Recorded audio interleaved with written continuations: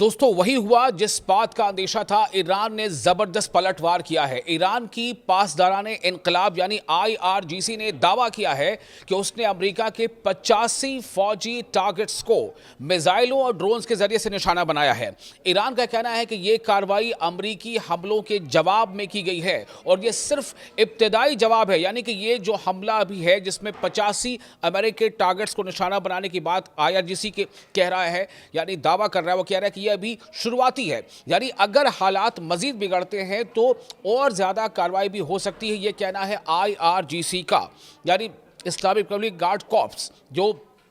Iran का एक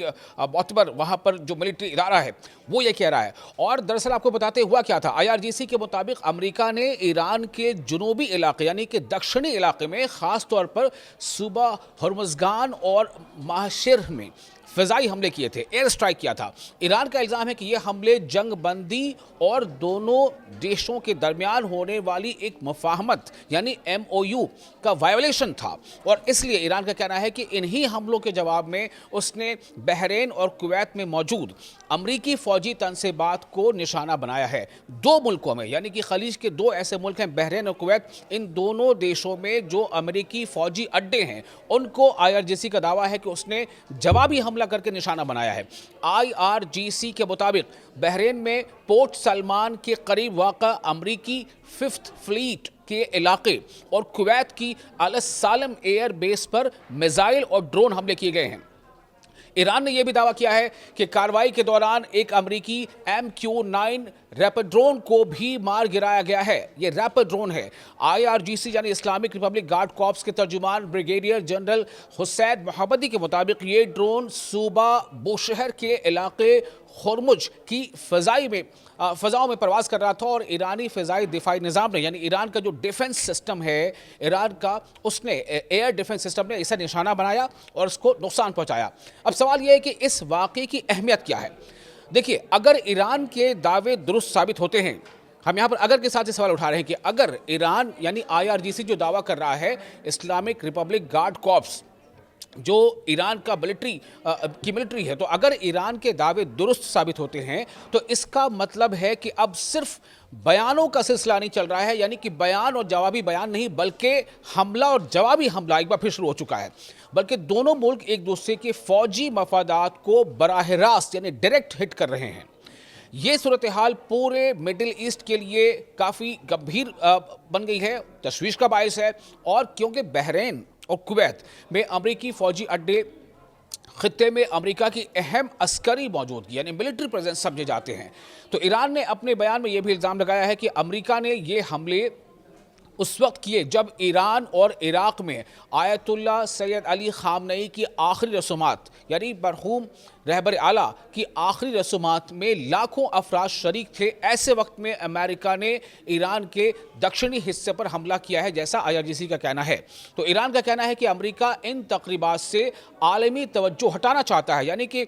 Iran साफ तौर से कह रहा है कि जिस तरह से पॉपुलैरिटी और मकबूलियत मिल रही है ईरान के शहीद रहबर आला को और उनके फाइनल जो उनका फ्यूनरल प्रोसेशन है या जो उनकी आखिरी रसूमात है उसमें जिस तरह से वहाँ पर एक हुजूम इकट्ठा हो गया है उनके सपोर्ट में, तो ये कहीं ना कहीं अमेरिका को जो है वो खल रहा है, अमेरिका को खटक रहा है, और इसीलिए जो इंटरनेशनल अटेंशन बना हुआ है ईरान की तरफ उससे अमेरिका ध्यान हटाना चाहता था, इसलिए उसने ऐसा किया। जबकि वाशिंगटन की जानिब से इस इल्ज़ाम पर फौरी तौर पर कोई रिएक्शन अभी नहीं आया है। फिलहाल ये तमाम दावे ईरान की जानिब से किए गए हैं, जबकि अमेरिका ने इन हमलों या मुमकिना नुकसानात की अभी कोई तस्दीक नहीं की है, कोई पुष्टि नहीं की है। अब सबसे अहम सवाल यह भी है कि क्या ये सिर्फ शुरुआती जवाबी कार्रवाई है, जैसा कि आईआरजीसी का दावा है। आईआरजीसी ये दावा कर रहा है कि शुरुआती जवाबी कार्रवाई में उसने 85 अमेरिकी इंटरेस्ट को निशाना बनाया है। तो क्या ये इसे शुरुआती जवाबी कार्रवाई ही माना जाए या फिर आने वाले दिनों में पूरे रीजन में और ज़्यादा तनाव बढ़ सकता है, कशीदगी फिर से बढ़ सकती है, क्योंकि अमेरिका की तरफ से हालांकि अभी ये पुष्ट रिपोर्ट नहीं है, लेकिन ये कहा जा रहा है कि जो पाबंदियां ईरान पर आयद थी, जिन्हें उठा लेने का अमेरिका ने भरोसा दिया था कि पाबंदियां ख़त्म कर दी जाएंगी, सैंक्शंस को हटा लिया जाएगा ईरान को, जो उसके तेल को बेचने को लेकर के था। तो ये खबर आ रही है अभी ईरान अमेरिका की तरफ से कि अमेरिका ने ये पाबंदी जो हटाने का जो फैसला लिया था वो फिर से उसको नाफिज कर रहा है। अगर ऐसा होता है तो इसका मतलब है कि ईरान के लिए ये फिर आने वाले दिनों में काफ़ी मुश्किल साबित हो सकती है। लेकिन ईरान का दावा ये है कि उससे उसकी परवाह नहीं है, उससे परवाह इस बात की है कि जो MOU साइन हुआ है ये उसका सीज फायर है, उसका ये उल्लंघन है, वायोलेशन है। और उसके जवाब में ईरान ने IRGC जो ईरान की मिलिट्री है उसका ये दावा है कि हमने 85 इंटरेस्ट को, अमेरिकी इंटरेस्ट को या अमेरिकी मिलिट्री इंस्टॉलेशंस को जो कि कुवैत में है या बहरीन में, उसे निशाना बनाया है। इसका जवाब आने वाले चंद दिनों में फिर ये देखने को होगा कि अमेरिका और ईरान के अगले जो इक़दाम है वो क्या हो सकते हैं। लेकिन इतना ज़रूर है कि इस वक्त पूरी दुनिया की नज़रें एक बार फिर मिडिल ईस्ट की तरफ मरकूज़ हो गई है और सूरत हाल पर जमी हुई है कि आया ये एस्केलेशन इसमें और ज़्यादा बढ़ेगा या फिर से एक बार जो मीडिएशन कंट्रीज़ थी, जैसे उसमें कतर का नाम आ रहा था या कुछ हद तक मिस्र का नाम आ रहा था, पाकिस्तान का नाम आ रहा था, तो क्या ये फिर से एक बार इस कोशिश में होंगे कि ये किसी तरह से ज़्यादा एस्केलेट ना करे। वहीं दूसरी तरफ आपको ये भी पता है कि नाटो का इजलास भी चल रहा है और नाटो कॉन्फ्रेंस अभी कई बड़े देश जो है उसमें शामिल हैं, तो ये तमाम चीज़ें अब वहाँ भी एक चर्चा का विषय बनी हैं। अब ये देखना अहम होगा कि ईरान ने जैसा कहा है कि ये उसका शुरुआती जवाबी हमला है,